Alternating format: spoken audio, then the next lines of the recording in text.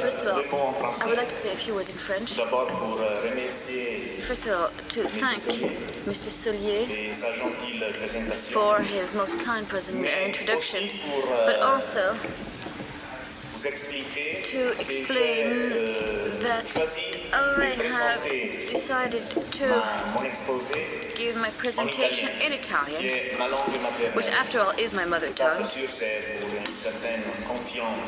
And, well, first of all, one feels far more confident in speaking one's mother tongue,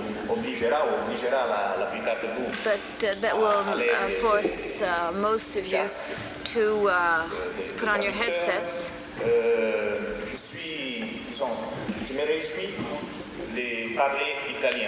It's a great pleasure for me to be able to speak Italian.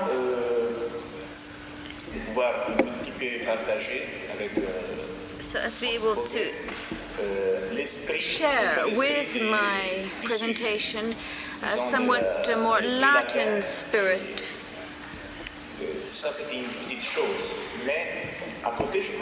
I mean, it may not seem much, but I think there's a major theme covered by this, the importance la possibilité di valoriser la contribution. So as it gives the possibility to enhance the contributions which Latin civilization, Southern civilization have given as a how far they have stimulated to the culture of analytic psychology, which constantly, ever since it was founded, kept its center of gravity in the north. And I think it's time to balance things out a bit. And I think we should consider this in the future. And I thought that it was interesting to have this meeting in France because not only historically and geographically, but culturally, we're somewhat in the middle. No, now I'm going to speak Italian.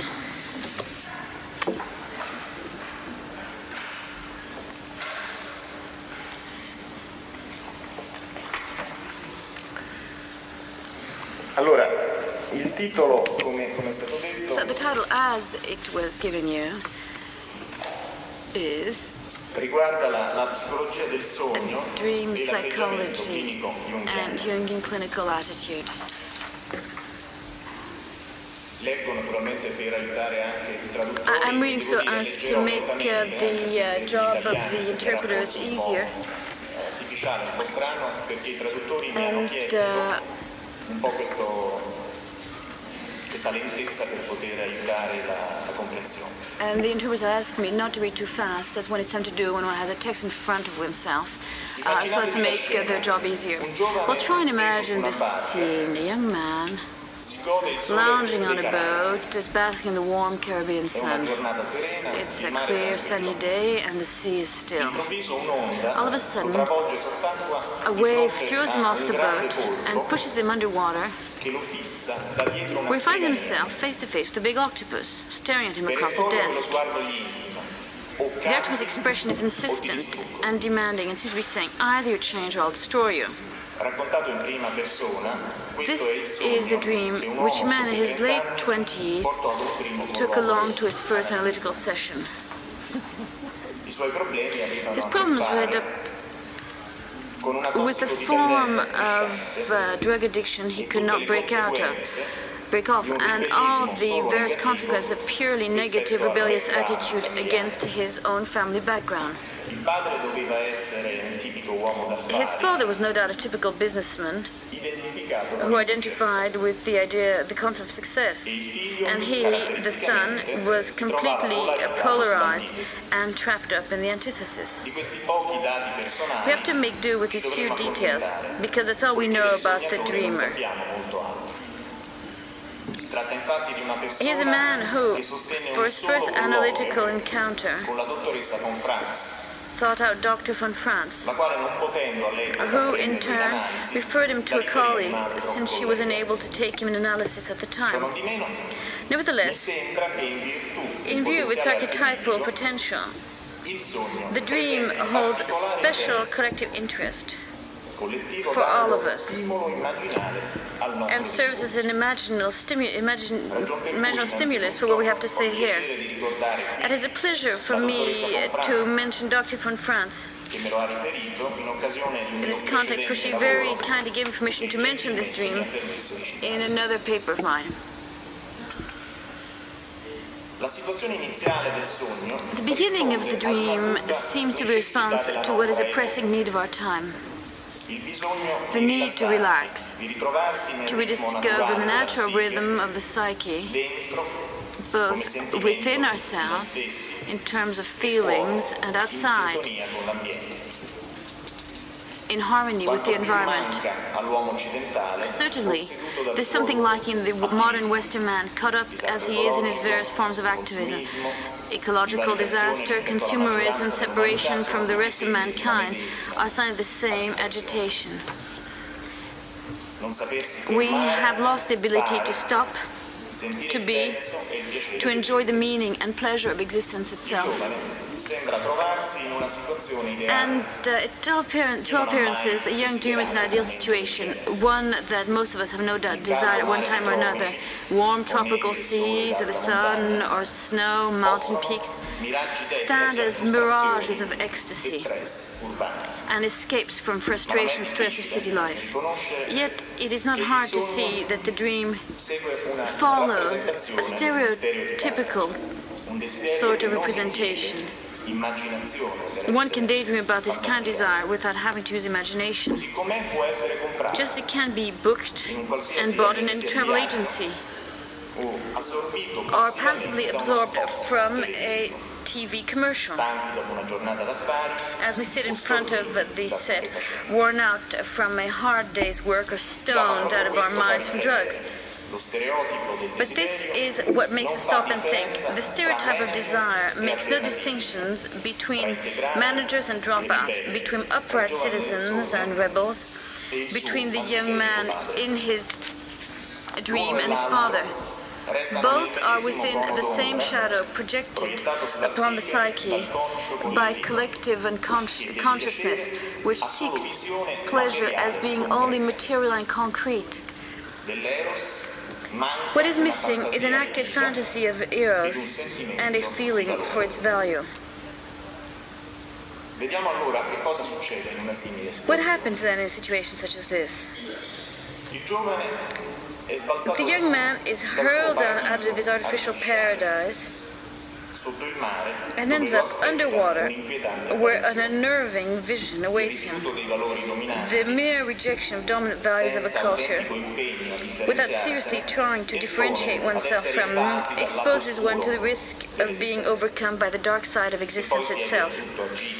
And if one is completely absorbed, as the case with drug dependency, then one slips down along the side of fascination. The confused need for eros becomes an attempt to annul oneself in pleasure, which then turns into pleasure of losing oneself and of losing the world. Thus, the concretistic attitude of the rebel son confirms and prefigures the unconscious self-destruction of the well-adjusted father. And this is a sinister metaphor for the state of Western man. But now, in the objective depths psyche, an image breaks through. That there's no end to the story to tell the presence of mysterious octopus down there. But the fact that this octopus is seated at a desk is something new indeed. No doubt, Polynesian myths associate the octopus with the creation of the world, and Plutarch and Alien use it as a model of intelligence. Or, conversely, Victor Hugo, drawing on the frightening aspects of medieval lore and attributed obscure metaphysical qualities to it. In the light of all these imageal precedents, the dress seems to have a legitimate place here, but none of this takes anything away from the astonishing synthetic and essential quality of the image, supported as it is, thank goodness, by a generous dose of humor. I'm sure that none of us would want to underestimate the danger of the ultimatum delivered here. And the humorous element has the advantage of lightening the archetypal tension in a personal event. But we have to ask ourselves, what change is after all being called for? And who is calling for the change? Where does this ultimatum really come from? Considering personal state of the dreamer, the question of drug dependency comes to the fore. He can no longer deceive himself. For heroin is the octopus, which sucks one in with a force greater than anything the ego can even imagine. The image forces him to take on his own personal responsibility. It comes from the heart of the instinctual psyche, where such ethical tension has built up that consciousness has built up so much that consciousness can't cope with it. But over and over, the warning which is given, the unusual desk behind which the octopus is seated, opens a perspective for the young man. It points to the need for him to work on his own motives, to take a good hard look at the anguish which is contained in this anesthetic use of pleasure, and the need for him to respond with depth of meaning to this driven need of his. What he seeks in drugs is not, you can't just avoid, you have to take it seriously. It's not enough to simply, and to meet it within creative effort. The desk stands for the commitment to formulation, and it is the place where the symbol is at work. And it's here that the personal drama of the dreamer opens to the archetypal dimension. His self-destructive flight has brought him face to face with the great missing one, the element which is not to be found if the alternatives are simply duty versus pleasure, or work versus leisure. The great missing one is not pleasure as a concrete content, nor it is emotional gratification as reward, nor sexual release as a form of hygiene. The great missing one is the spirit of all these things insofar as is the interior meaning and significance of what we do. It is the spirit of Eros, as feeling for relationship, as the criterion of an intelligent, less split between giving and receiving, between means and end, between reason and instinct. The many arms of the octopus, which are arranged around a central eye, point to the link between the opposites within the vision of togetherness. The octopus has a large eye in the center. They express the idea of plastic connection,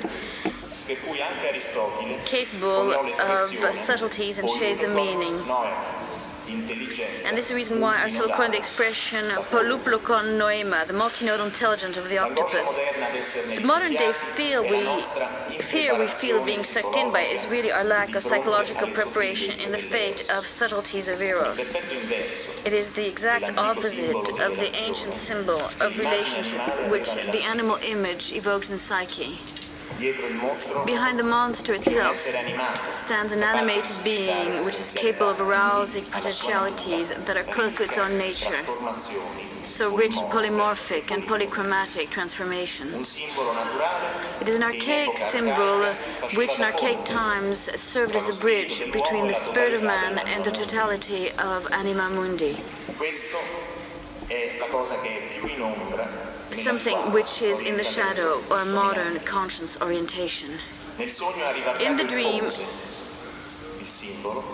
the octopus sits put on that bridge again, proposing once more, in modern dress, the archetypal reappearance of the spirit of Eros as a fundamental question of our time.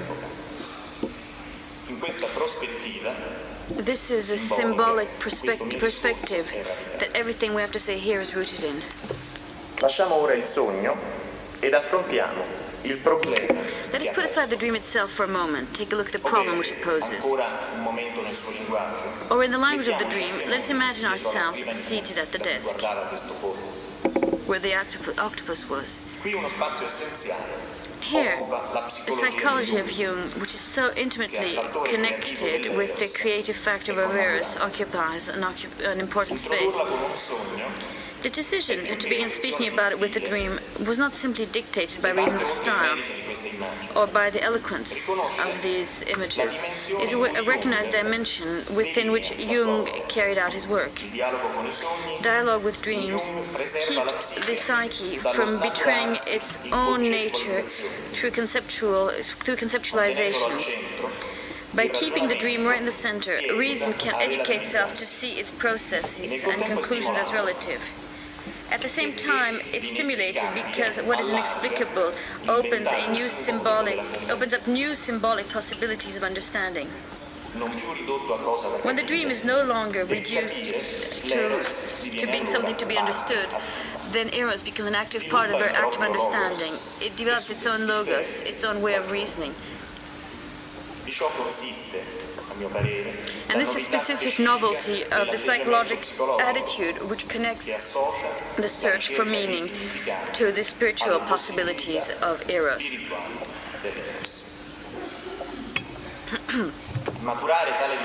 The development of this openness in consciousness is an essential necessity of our age. This was testified to by Jung, and we are far from having understood all the cultural implications contained in his work.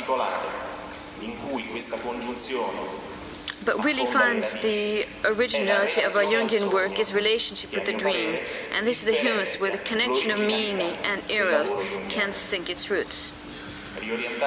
In order to deepen our psychological identity, it seems to me indispensable for once again to orientate our reflections around the dream.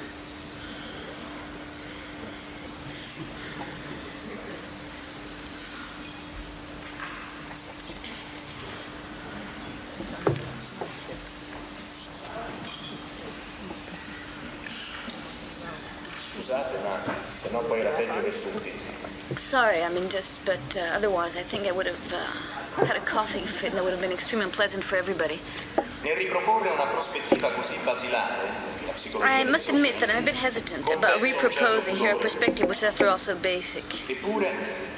And yet, work on the dream is the original place for a relationship within the unconscious, and we cannot but go back there in order to reformulate our present point of view.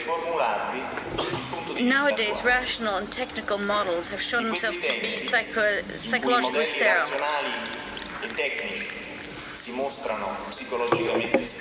So I return to the dream to show how the Jungian connection with it, according to my thinking, is able to pick up the new things that are emerging in the collective psyche.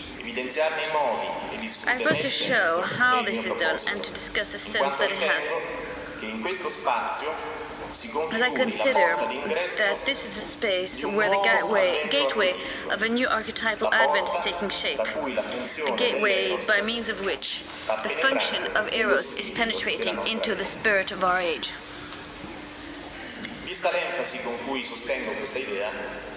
By way of precaution, seeing as how I'm placing such great emphasis on this idea, I should like to point out a few things. First of all, I'd like to make it clear that I'm against any sort of ideological simplification, and that I have no intention of trying to reduce psychology of Jung exclusively to the archetypal perspective of Eros. I think that Jung's own attitude towards the problem of truth is an effective vaccine against doing anything like this.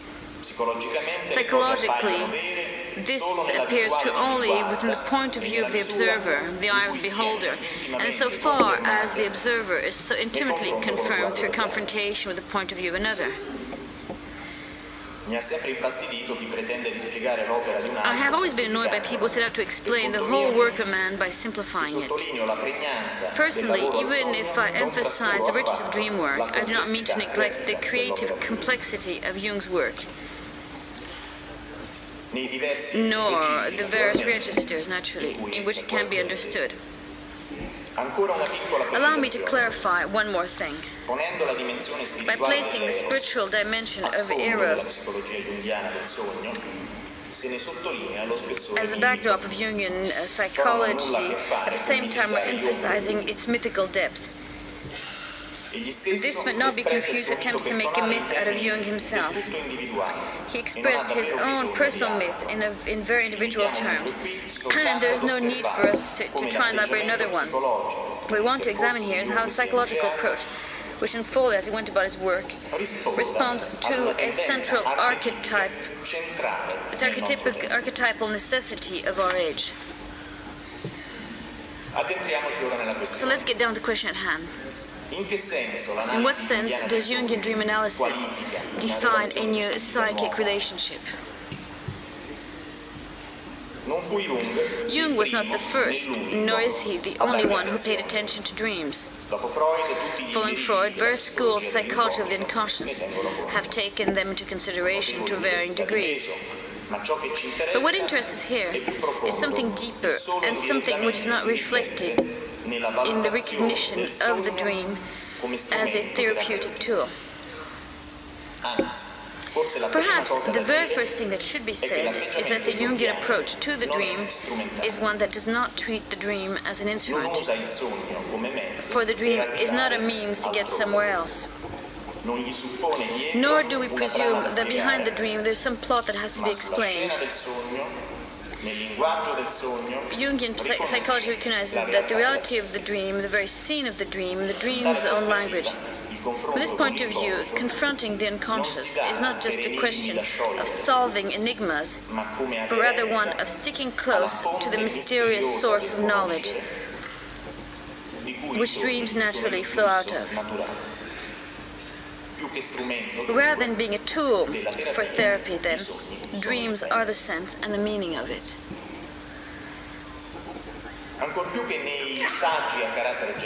We can find evidence in the testimony of Jung's actual work more than his general essays and studies. Let's take, for instance, the dream seminars held in Zurich at the end of the 20s.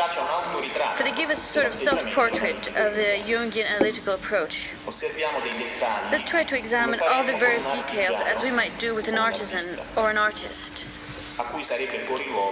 with whom it would be completely out of place to ask for an explanation of everything he did in terms of the general motive he was applying.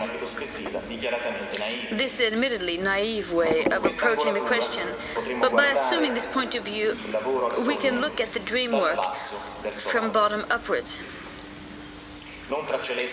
We avoid getting stuck in the airy world of theories, and we can simply ask, what happens when one does this or that? What is that we're making space for? What comes into our thinking mind? This is a perspective which is suited to the psyche, for it needs to rise up from concrete involvements, similar to what the Gnostic Sophia shows us on the mythical plane.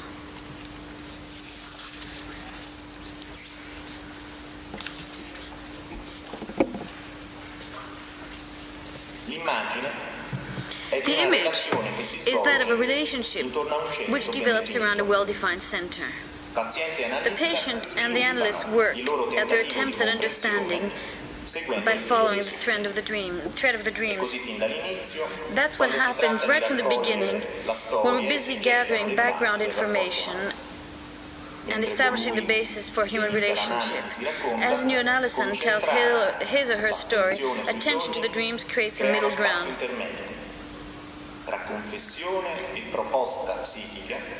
A mixed compositum takes shape between what the analyst confesses and what is proposed by the psyche, between the story that is told in the dream, and this has a favorable bearing on the relationship.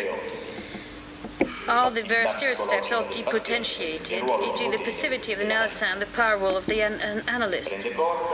An unexplainable common substance takes shape, and this is the basic element of psychological communication.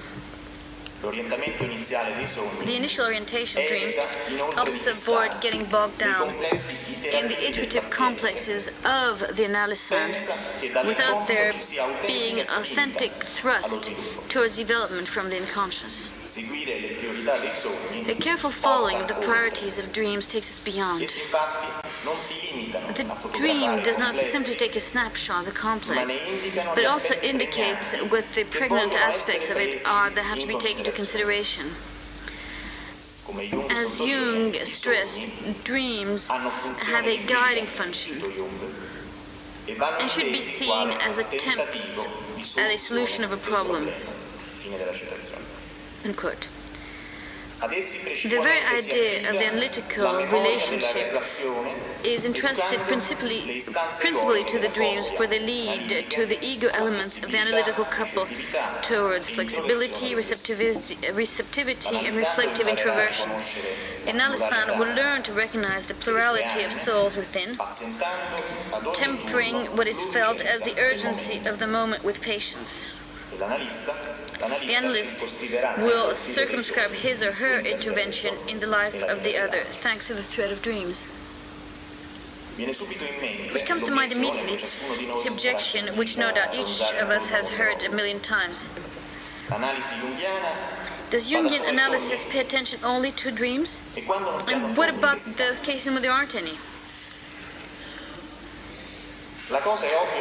We mustn't take all this too concretistically, for there are so many elements which go up to make a psychological process, and these require time and availability if they are to be assimilated. Pauses can be helpful. And I would say that dreams give us the symbolic frame for relationship, stimulating continuity and discontinuity in terms of its various problems. No matter how few and far between the dreams may be, only very rarely do they cease altogether. As a rule, if the right importance is attributed to dreams, they intervene frequently in the process. Nevertheless, in those rare cases where there is very little dream material, it is best to give due value even to smallest details. I remember a man who, for the first 2 years of his analysis, managed to hold on to only one fragment of a dream, the image of himself holding a suitcase. We kept the atmosphere of that image alive for a long time, and it became a point of reference for various and sundry things. A long time later, he had a dream. He was at home, involved in a new activity, painting. On the walls, there were various portraits which showed details of his life. Opened up, on top of a wardrobe, was a suitcase from his first dream fragment. That introverted reflection which this man so desperately needed was now mature. The image had been able to contain the tension over that period of time, acting as a bridge over that very dangerous split. By sticking with a single detail, or to the path of a series of dreams, the Jungian approach distinguished itself by the faithfulness it maintains to the expressions of the dreams themselves. It returns again and again to the scene presented there, without setting off on a search for meaning independently of the dreams. Analyses seek to achieve the consciousness which is within the language of the psyche. It trains us to assume the perspective of the unconscious. By observing a whole series of dreams as they move by assonance and dissonance from one theme to another, we can see the maturation of the complexes within the dynamic of the psyche. We can begin to pick up a rhythm which oscillates between big and small motives, between observations of a general nature and personal elements. Psychic reflection requires to be in tune with this. What is brought into focus there and then is freed and clarified by the sense of togetherness, such that right from the dark beginning, the orientation of the self comes to bear on the process. In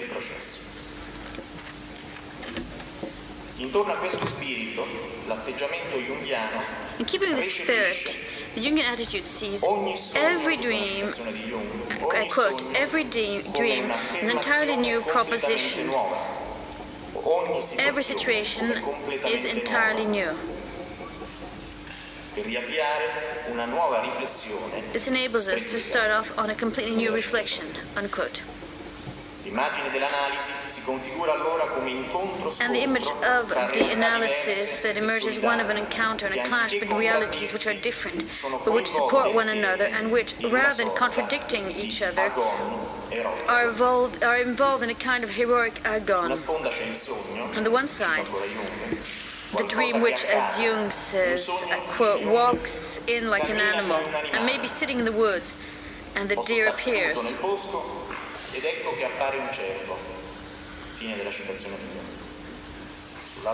Unquote. And on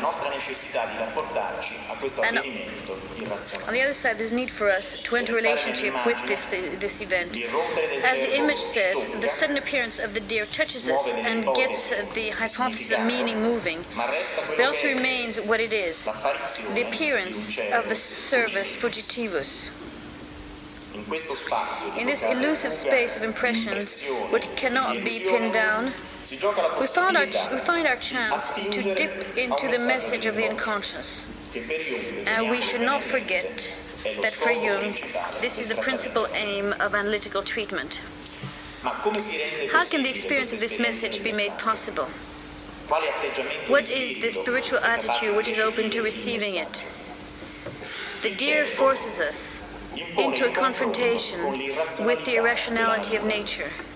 If the intellect can sacrifice its desire to understand it conceptually, then the matrix of the psyche is not violated, but is, at one and the same time, brought face to face with the need to reason. And thus, in a disenchanted way, I quote, from step to step, from fact to fact, the irrational sequence is to be understood as a causal sequence. Unquote. The convergence of these sequences, which are used to experiencing as opposite, is indeed paradoxical. But as Jung reminds us, when we think of the unconscious, we must think paradoxically. It is just this paradox which moves along in the forward between the two sequences, and which proceeds in the space between the two ways of thinking. The former does not explain the latter, but draws reflections from it. The latter recomposes everything into new images. The metaphor of relationship is not a conquest, but rather a junction and a meeting point. In this, Jungian psychology is different, for it treats the problem of meaning with eros. It is in fact eros which guides the meaningful message of the unconscious. Insofar as it is spirit, it includes both logical connections and irrational experience of meaning. It ties up the reasoning process with all those sensations and intuitive perceptions by means of which the psyche itself allows for comprehension. It unites our efforts to understand with the mysterious fact that we are understood. That from the center of the unconscious personality, an obvious sense and meaning comes to us. It is then that the go-between the archetypal background and the personal dimension, or, as in the ancient world, between the divine and the human, it is a messenger that is necessary for the orientation of the individual. The Jungian attitude, which unfolds around dreams, unblocks the spiritual potentialities of eros and allows for its function to become truly psychological. This perspective is not just nostalgia for some Greek god, nor is it an idealization of love, nor does it pursue some profane fixation, as the case with modern materialism. Rather, it seeks to elaborate the model of a broader kind of intelligence, rooted in the psyche and in the depths of instinct. This approach is intimately connected with relationship, with the complexity of a bond, with the subtleties of mutual influence. All of this here in the West is for the most part stupid, and this makes our stupidity dangerous for the rest of the world. Jung stressed the value of this perspective. And I think that our task is to continue enlarging it, thus meeting directly the demands of the times we live in. It is essential for therapy, and essential for human relationships. It is important for us to clarify for our culture the fact that Eros is the basis of intelligence. That is not some dark object of desire, but the very compass of our subjectivity. The creator, mother, father of every higher consciousness, as Jung said. It is the archetypal function of orientation. We experience it psychologically in dream analysis, when activates a symbolic message and gives synthetic expression of intelligence to the ambivalence of the psyche.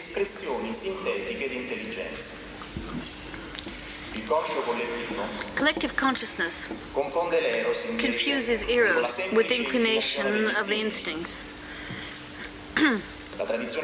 Philosophical tradition has relegated to the place an obscure dynamism of knowledge. The shadow of disorder has been projected onto Eros.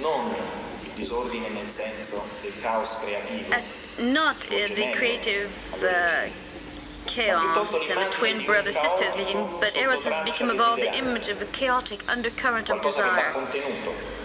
It is something to be contained, not as the great container. The idea of order is contrasted with Eros because our whole civilization sees itself in contrast with it and does not know how to experience it as a value.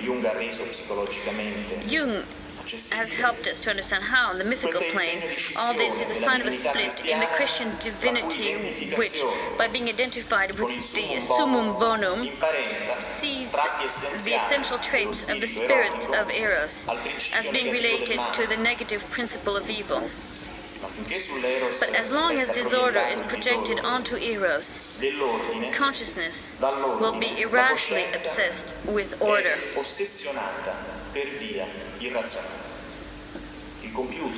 The computer has become the new golden calf. We have reached the point of real inflation, with all the threatening overtones that term implies. The fundamental merit of Jung rests in the fact that he interpreted our need to completely turn around our way of perceiving Eros, for he presented it as an element of order. This, it seems to me, is the great enantiodromia in which analytical psychology is located.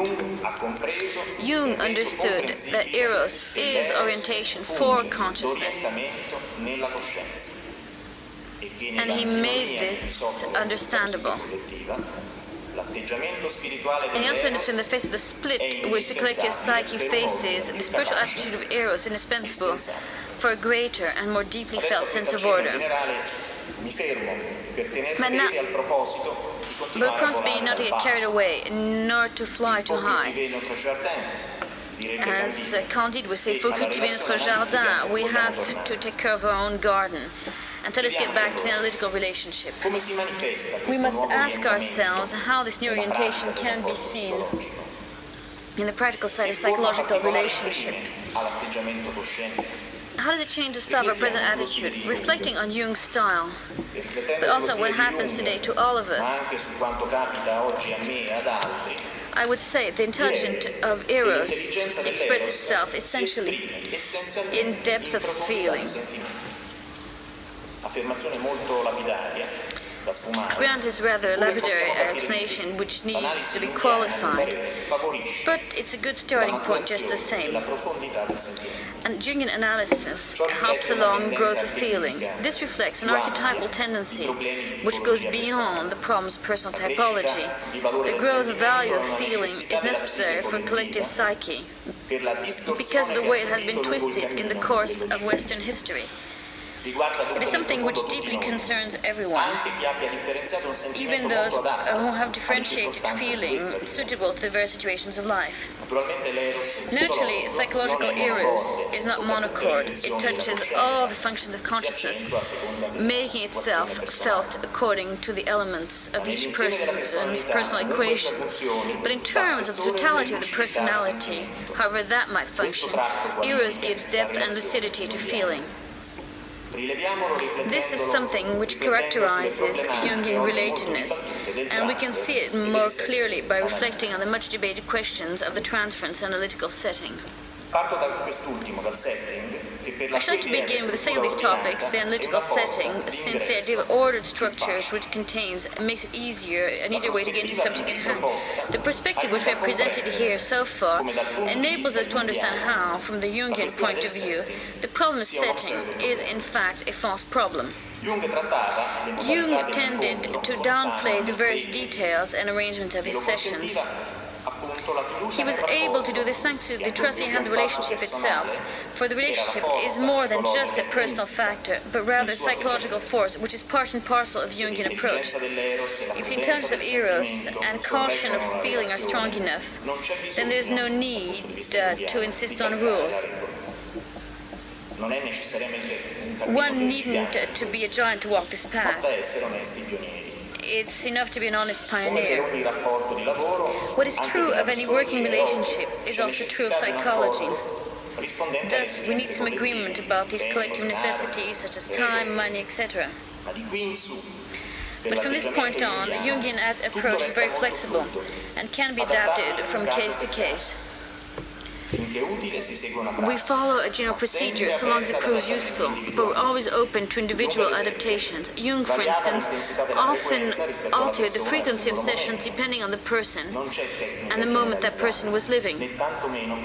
There's no generalized technique, just as there's no one theory to be followed.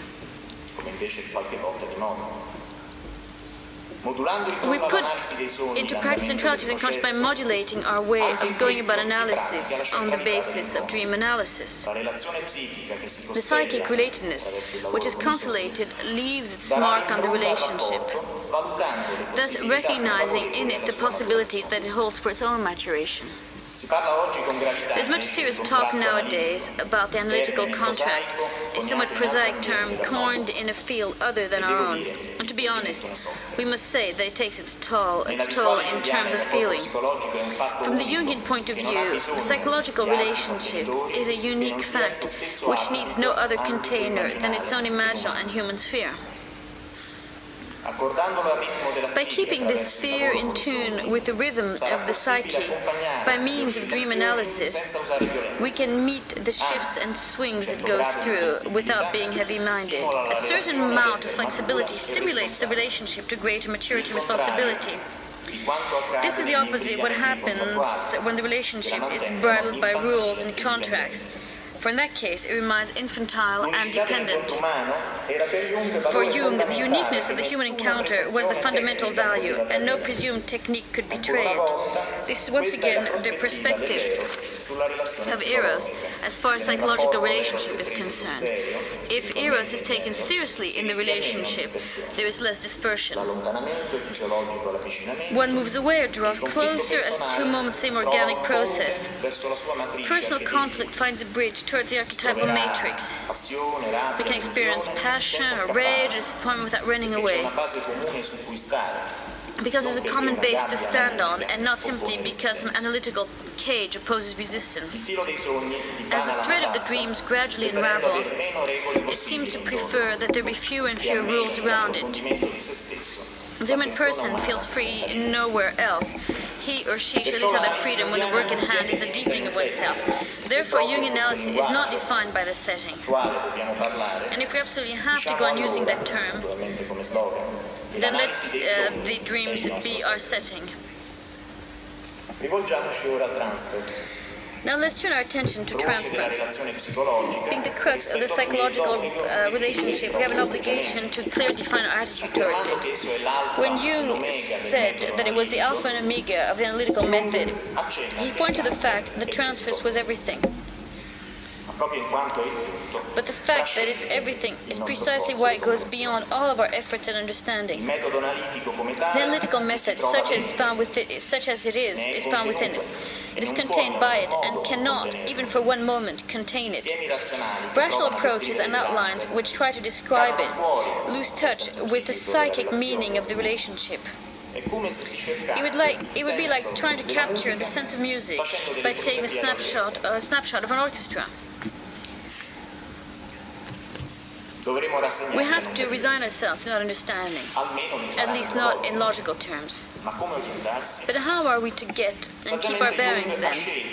Jung very wisely chose to deal with transference in an imaginal way, on two levels, viewing the analytical event as a parallel to the alchemical conjunctio. In this way, he revealed the sense of spiritual creation that is linked to Eros.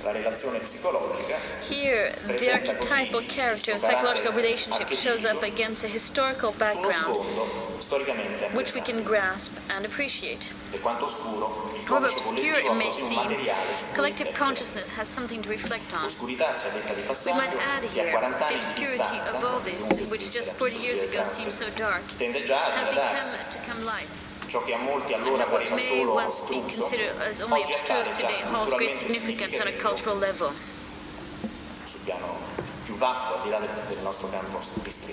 On a broader plane compared with a more restricted plane, but the balance of language chosen by Jung is that, in this way, psychic communication manifests itself in the spirit of the times without betraying its own nature. Analysis conserves the secret, which, in the relationship, gradually moves towards fullness and maturity. That secret is the creation of individual sense of meeting. This is a new dimension for consciousness, in that it has rhythms and modalities which are different from the various types of pressure that the collective exerts. Psychological work on dreams educates the perspective of the individual. It bestows ethical substance, encouraging the individual to formulate the unique meaning of his or her life. The Jungian attitude, by carefully marking off this space and not rationalizing transference, protects the new king from the onslaughts of the old one. Here, the psychological culture of Eros, which frees the personal spirit, unfolds. Flexibility, personal judgment and evaluation, the courage to contradict oneself, the unique and original bond between one person and another, all these things take on meaning within the sphere of Eros. All of this is missed by our present-day canons, which see as the only method of knowledge, one based on the examination of repeatable facts that can be generalized. A feeling of value for the unique dimension is absent. Jungian analysis, on the other hand, and I think this is the main point, is rooted in it. This makes it possible to overcome the many prejudices which can undermine our faith in the relationship. Jung, for instance, was very direct. Even in the face of the most awkward, if one of his interpretations not meet with a feeling response on the part of the patient, he never insisted. He never insisted, either in hypothesis or in just talking to the other person. He did not become rigid in the face of the embarrassment. It comes from indifferentiated feeling, such as all these resentment-filled thoughts, which often disguise the inadequacy of our erotic intelligence and our own difficulty in feeling. There's no reason why, in analysis, all our reactions should be blameless, perfect, or idealized. On the contrary, it's only natural that the shadows show up in the relationship. At times, our dreams invite us to openly recognize and declare it, and this has a positive bearing on the relationship. The psyche can thus digest what stands in the way of really trusting the relationship itself. This is possible for the Jungian approach because it lives the transference from the perspective of feeling. But let us be no confusion, this means some kind of generic goodness or tolerance. What we begin to catch sight of here are the features of a subjective brand of intelligence, which is able to give order to what escapes rational logic. It is another type of reason, which is indispensable for individual consciousness. Jung was able to recognize here a historical current of ideas that runs along the shadowy margins of the West. This is the reason of the heart, something which follows another kind of logic, and is of one nature with Eros, and therefore not split off from it. We can appreciate in it qualities which are connected with the feminine, a sense of measure of things, of detail, of the personal, of what is more or less opportune, of lightness of gestures, and so many other shades of expression, which patriarchal civilization has yet to find within itself. psychological approach comes into tune once again with the potentialities that exist at the very roots of our collective personality. We need only think of the Greek idea of metis, of intelligence involved in all subtleties of life, which was represented in the mythical perspective of Hermes, the hero type of Ulysses, or the natural cleverness of that octopus we saw at the outset. I would like to conclude with some comments on the expression clinical. Excuse me, I did speak for long. But I had to speak slowly for the interpreters. Well, the word clinic, come back to the word clinical. Word structures key position in comparison between various schools and orientation. The word life was occupies a place in the title of this paper, but so far I've kept from mentioning it, saving it, as it were, for his fine reflections on the meaning of analytical psychological commitment. But just what we want to say when we speak of clinical work or clinical experience. Let us try and take a closer look. The first thing which we pointed out is by using this term, we refer to the medical tradition, something which is in any case obvious since psychotherapy is part of the art of healing. Besides this, clinical seems to give a guarantee of concreteness, an objective description of work, and of a relationship somehow immune to ideological contamination. These would be sacrosanct aspirations if only they were adequate to singling out the specific nature of the psychological approach. Unfortunately, the question is far more complex than that. First of all, we have to admit with Jung, and I quote, "In order to get closer to the sphere of psyche, the ideas derived from the sphere of medicine are not enough." End quote. What is clinical is not exempt from ideology, since virtually everything reflects the culture of its time. Today, what lies behind all that is clinical. That is clinical, a scientific method that only believes in repeatable and verifiable facts. But this attitude is unsuitable for the expression of psychic subjectivity and its absolute uniqueness. The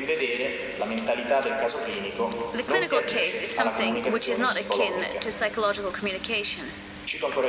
And I quote Jung again. When he was already quite young, he noticed, "I have yet to come across a respectable specimen of neurosis, which one could give anything like an adequate description of in a short lecture, to say nothing of all therapeutic intricacies that are far from clear, even to the shrewdest professional," unquote. This certainly was not due to any personal shortcoming on his part. The fact that psyche calls for its own brand of approach and style of communication, and this is something which a clinical report with its objectivity does not capture. The root of the term clinic conjures up the image of lying in a state of infirmity. As a technique, it is the art connected with he who lives in infirmity. The ill patient, however, there's less passive thing, there's the public incubation. This is the encounter with the power of self-healing. Chiarini tells us that going to the temple of Aesculapius was no visit to a doctor who simply administers medicine. It was an encounter with the naked, immediate event of healing himself itself. The relationship with the unconscious, at least in the Jungian sense, dips down once again into these pre-technical depths.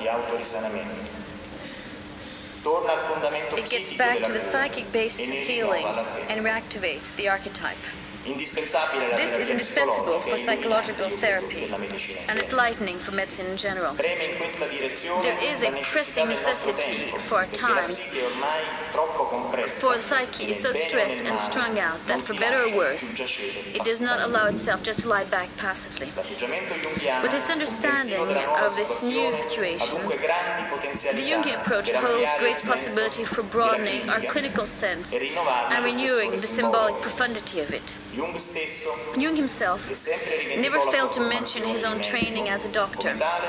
And as such, he carried out his personal enantiodromia, living the psyche as object and as the active subject in the coming to consciousness. In this rests the novelty of the psychology of the soul. Dream analysis.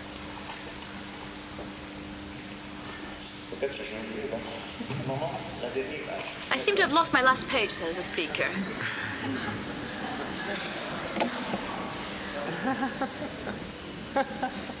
So you might be deprived of a conclusion. But I mean, you must be at least happy to know it's the last page. So, dream analysis is a Jungian clinic. And this is a slogan as well. But it defines sense, the meaning of Jungian clinic, which cares for the instinctual matrix of intelligence. Since this is what has suffered more than anything else at the hands of the sweeping rationalization of the Western world. Dreams ignite once again the lumen naturae in human consciousness, and this is basic and essential for the well-being of the individual who has been reduced to a neurotic social cog. The image of the self, by taking on all the colors and shades of natural balances, manifests itself to our times. Ever increasingly, the younger generations are more and more sensitive to this, and their anti-authoritarian, anti-ideological thrust holds out new prospects for new demands on analysis. There is hope, but also an urgent need for more direct, natural, personal human relationships. This is the deep psychological need for new orientating values. Rational technical schemes have very little to offer here. For the personal dimension belongs to Eros and becomes conscious with feeling. Jungian dream work finds that symbolic space needed for the incubation of new forms of relationship. The middle road, which was the original sense of the encounter with Aesculapius, and stands between consciousness and the unconscious. But this is also the special realm of Eros, who, at Epidaurus, is portrayed in an unusual and unique pose, rather than brandishing his bow and arrow.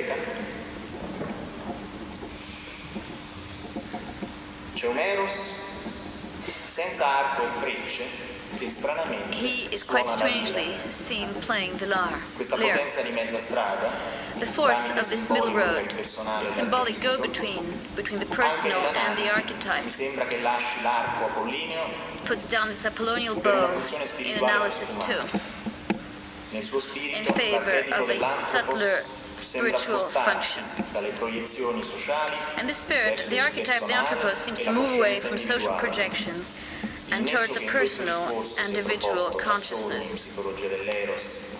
The link I have here proposed between dreams, psychology of Eros, and the growth of feeling seems to me to be the perspective from which to view the change that is taking place, such that the individual can profit from the meaning and value of the analytical relationship. Thank you very much.